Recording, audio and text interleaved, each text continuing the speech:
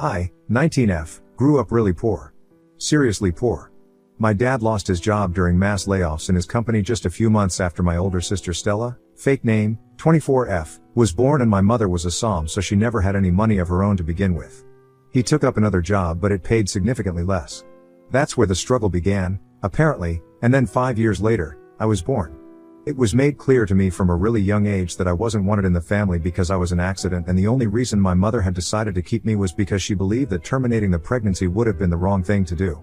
So I was born into poverty and lived in a house where my parents had one room and my sister and I had to share the pull-out couch at night. To say that my family was toxic would be an understatement. Not just my parents but also their relatives would treat me like a second-class citizen in my own house, so it never really felt like my own home. I tried hard to get them to notice me and be proud of me, but nothing was ever enough.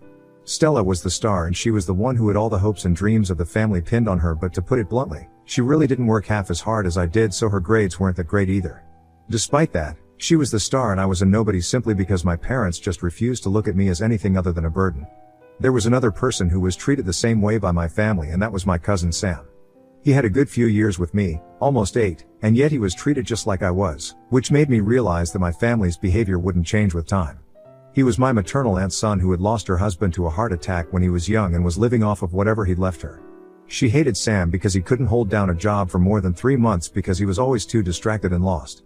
I can't blame the guy because he was a musical genius, and I actually really liked Sam because, despite being so much older than me, he treated me with respect and would talk to me like an adult. Whenever my aunt would come over, we would talk to each other and try to forget the fact that our families hated us. It was nice to spend time with him, and even though Stella didn't get us, she tried to be a part of our little circle as well. So growing up, it was the 3 of us, but eventually, Stella started staying out with her friends from school more and we saw less of her. My mistreatment continued and even got worse when Stella was supposed to go to college, and my mother realized that she'd have to attend her safety school because her first choice was too expensive. This was somehow my fault and I got an earful because of that, but when I tried to defend myself, my mother actually slapped me right across the face and nobody said anything about it. I've been hit before, but they'd just be light raps on the knuckles or a slap on the back of my head if I wasn't paying attention. Never a full-blown slap, so that was shocking for me, but I learned to keep my mouth shut after that. I was 13 at the time, but I still haven't forgotten how that slap stung for hours physically and for days emotionally. Stella graduated with decent grades 3 years later and was about to start her first job but couldn't since she found out that she was 6 weeks pregnant at the time. Unfortunately for Stella and her baby, the guy who was supposed to be the dad had graduated already and had returned to his country since he was a foreign exchange student.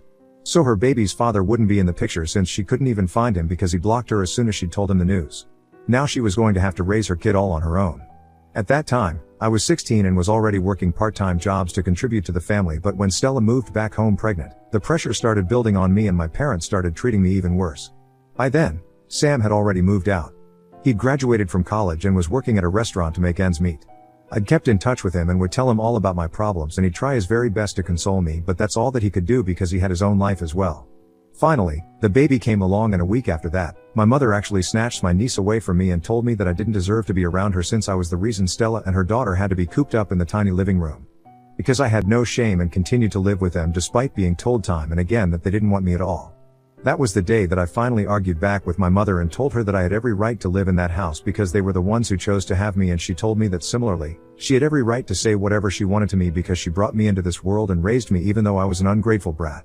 She said a lot of other crap that I don't want to repeat, but I knew that day itself that I just had to get out of that damn house somehow. So I packed whatever little stuff I owned and set out to go to Sam's place. He lived in a really small apartment with a roommate and was surprised to see me there, but when I told him that I just couldn't go back anymore and that I couldn't take the mistreatment anymore, he didn't turn me away even though he knew it'd be tough for me. I left just 1.5 years of school anyway, and because I went to public school, it was free of cost and I could afford to leave my parents' home. It was difficult, I'm not gonna lie. We had to live on a tight budget because there's only so much money that a waiter makes, and I was really worried about what I'd do for college as well since I had an aversion to student loans. But then, a week before I graduated high school, a miracle happened, and even when I think about it now, I feel like the universe was just looking out for me all along. Sam's grandparents, his dad's parents, had cut his mother off after his dad's death because of her nasty behavior, which isn't surprising because she is my mom's sister after all. And to retaliate, she denied them any right to keep in touch with or visit Sam. So he lost touch with them after his dad's death, which happened when he was really young, and he'd only been able to reconnect with his grandmother, who somehow managed to track him down with the help of her lawyer when she was on her deathbed. His grandfather had passed away a few years after his dad, and the only surviving member was his grandmother, who passed away eventually as well. They'd left him their house, all the money that they'd set aside for him throughout their lives, and a few other expensive items of jewelry. Sam inherited all of it and ended up with a crazy amount of money that neither of us had expected. Of course, he was really sad that he hadn't been able to properly reconnect with his grandmother until she was on her deathbed, but there was finally a solution to all our financial troubles now. We still continued to live frugally and tried to save as much as we could, but Sam took up the guitar again and I started looking for colleges to go to which also offered scholarships, just to be on the safe side. My grades were great, so I was able to get into a good college and I'm in my second year currently. I did get a scholarship and I also have a part-time job as a tutor. Sam took music lessons for a year or so, and after playing a few gigs here and there alongside his waiter job, he managed to land a job as a music instructor at a fancy private school for much better pay. So right now, we're not exactly rich, but we're doing way better than we used to be, and I'm truly grateful for all the help that Sam has offered me throughout the years. He really deserves this and more. I haven't kept in touch with my parents, but Stella and I never removed or blocked each other anywhere. We never spoke to one another either, though. She hadn't protested or even tried to get me to stay the day I left home, so I didn't think that I had anything left to say to her anyway. I was disappointed but not surprised, because even though I did love her and she claimed she loved me too, she never really stood up for me. My niece is a little older than 3 and I've watched her grow on social media, but I haven't been back to see her in person. It was sad, but I'd come to terms with the fact that this is the most I'd get out of my family and had given up any hope of reconciliation. However, about 3 weeks ago, Stella reached out to me right after I posted that Sam had bought me a new phone. It wasn't very expensive, but it was my birthday and my old phone was battered. So he got me a new one and I was excited about it and I decided to post it. I didn't expect it to get any reaction at all, but Stella did reach out to me to congratulate me. I thanked her and I thought that would be it, but she struck up a conversation with me and was being really sweet, so I ended up talking to her for a while. I didn't want to admit it, but I had missed her and my niece, so it felt nice to talk to someone I'd grown up with and was used to. Sam was a great older brother, but our age gap was significant and he was also just really busy. I loved him, but I also missed my sister and did want to see her one more time. So when Stella asked if I'd be willing to catch up over coffee the next weekend, I agreed without thinking twice and we met for coffee a couple of days later. She'd brought her daughter along and I was thrilled to see her, as was my niece. We got to talking and had a nice time, but when it was time to go home, Stella teared up. That was a little concerning, and when I asked her about it, she told me that our mother was really sick and she'd been asking about me quite often. Even Dad missed me and asked about me several times a week. She told me that everyone at home wanted me back, but I wasn't convinced. I hadn't forgotten the way I'd been treated when I used to live with them and refused to be talked into going back. Unfortunately, right then, Stella played her trump card. My niece told me that she'd be glad if I came back and had dinner with the family just for one day. With tears in her eyes, she asked me to come back and at least give them one last chance. If not for their sake, then for my niece's sake, since she didn't want her daughter to grow up without knowing her wonderful aunt. She also mentioned that her daughter was having difficulty reading and feared that she was dyslexic, so she needed my help to tutor her since I'd always been a bright student and she knew I'd tutor kids even in college. She insisted that her daughter needed help and that it'd mean the world to them if I agreed to come back home with them. After a while, I couldn't just say no anymore because Stella was trying really hard to get me to give them a chance, so I agreed to go home with her for dinner. She told me that they'd moved out of their old house and into a newer one, but didn't mention how she'd managed to buy an apartment so soon. She didn't tell me anything about her job either, which was weird, but I was too anxious about going back home for the first time to think about any of that. Stella didn't inform anyone at home, but when I arrived, my parents were acting like they'd been expecting me, which should have tipped me off. My mother had even brought out the nice crockery for me and was being very sweet to me, which felt really weird. After some small talk, she finally asked me about my phone and what I'd been doing all these years. So I told her that Sam had bought me the new phone and currently, I was in the second year of my 3-year business degree, after which I'd start looking for a job. I told them that I was living with Sam now, but didn't elaborate, and they didn't seem to care either, because the very next thing that my mother brought up was that they'd had to sell the old house we used to live in because times were getting hard and were currently living in this apartment on rent. Even my aunt, Sam's mother, had sold her house and they were all living together in this small apartment. I didn't say much to that, but she started telling me that now that my dad was close to retirement and they were burning through their savings fast. I could sense that she was building up to something and was about to take my leave when she finally stopped beating about the bush and told me that now, since Sam and I were making a decent living, we should consider contributing to their household to repay them for whatever they'd done for us. I didn't know what to say, and slowly, I realized that this was just a way to get me to come back home for money. None of the things that Stella had said about my family missing me and wanting me back were true at all, and I'd been tricked. So I told them that I wouldn't be able to help and got up to leave, but my mother told me that I needed to stay for dinner. I insisted that I wasn't hungry and just wanted to get back home, but my mother lost her cool and told me that I needed to stay and pay them so they'd be able to make rent on time this month. She was really rude, and any trace of the extra sweet woman who greeted me at the door when I arrived was gone. I was really disappointed and decided to confront my sister and ask her if this was what she meant when she said that our parents really missed me, but Stella refused to even look me in the eye. Instead, My mother replied to that and told me that they really couldn't care less about me, but I had to pay them back for whatever they'd done for me throughout my childhood, and that she'd been the one who had told Stella to go meet me and get me to come back home so that we could talk.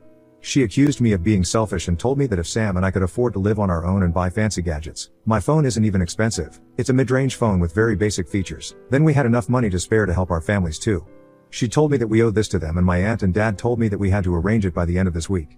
I was shocked by the sheer audacity of their demands and just snapped at them. I told my mother that I actually wished she and her entire family would get kicked to the street, apart from my niece of course, because the only thing she did wrong was that she was born to someone like Stella.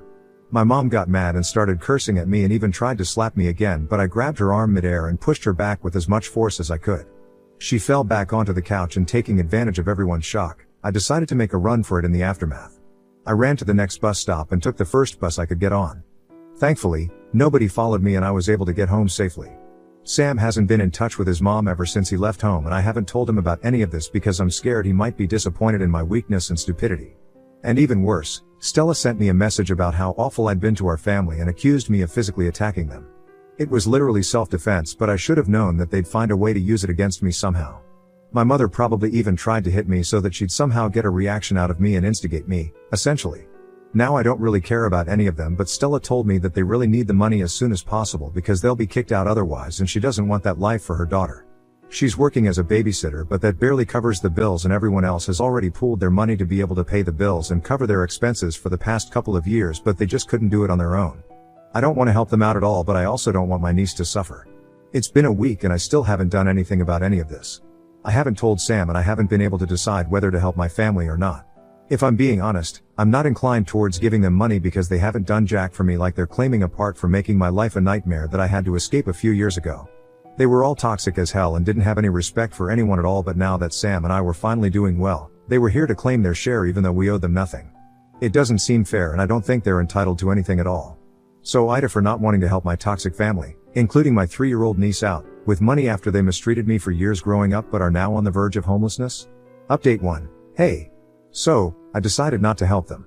And I also told Sam everything that had happened last week, like everyone here had told me too. Luckily, he was nice about it and didn't make me feel stupid for falling for Stella's little act at all. He told me that it was natural for people to miss their families, no matter how toxic they were, simply because that's what we'd been used to for the longest time and had been taught to believe that we owed them love and affection no matter how they treated us just because we were connected by blood.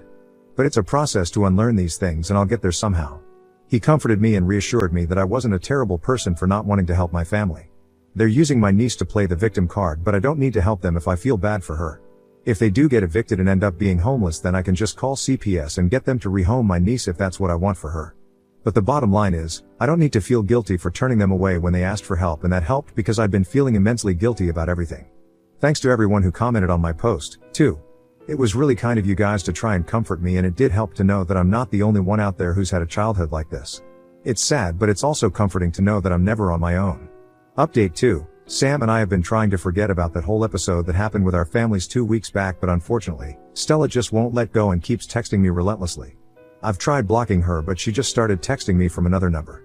I even tried to change my number, but then she switched to making fake profiles and started sending messages from those profiles nonstop. Now I could have deactivated my account altogether, but that just didn't make sense, and Sam agreed. We hadn't done anything wrong, so why did we have to go into hiding like we were the villains here? So I decided to finally respond to her once and for all. I unblocked her number, called her up, and informed her that if she texted me again, then I'd report her for stalking and harassment, and that'd be even worse for her than whatever situation she was in currently. She started arguing with me and accused me of being selfish to the core.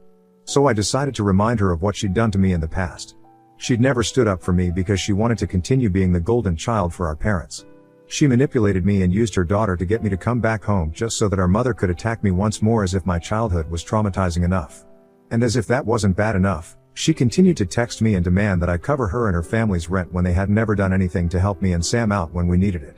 I told her to rot in hell and then disconnected the call, finally feeling a lot more relieved. She hasn't called me since then, and I hope it stays that way because I don't think I'd be able to stand it anymore. Update 3. Hey, everyone. So this update is going to be very short because it's just some good news that I wanted to share. So Sam's organizing a musical for the school, and it's going to be massive, which means there's going to be a huge raise for him now, and they might even make it an annual thing. He's told me there's already a lot of buzz about it among his students, so he's optimistic about the reception, and I'm thrilled for him. Fingers crossed, this opportunity will be the start of something great for both of us. As for my family, I don't know what became of them because they didn't bother to contact me, but thankfully, I found out from a friend who happens to know one of Stella's friends that she's given my niece to her to take care of for a couple of weeks. So I'm assuming they did get kicked out, but she had the good sense to put my niece in a safe environment before that happened. I've told that friend of mine to keep me in the loop about her, and I'm hoping that the poor girl doesn't have to suffer the way I did. I might try to do something for her once I graduate, but I don't know. For now, I'm just hoping that everything works out well.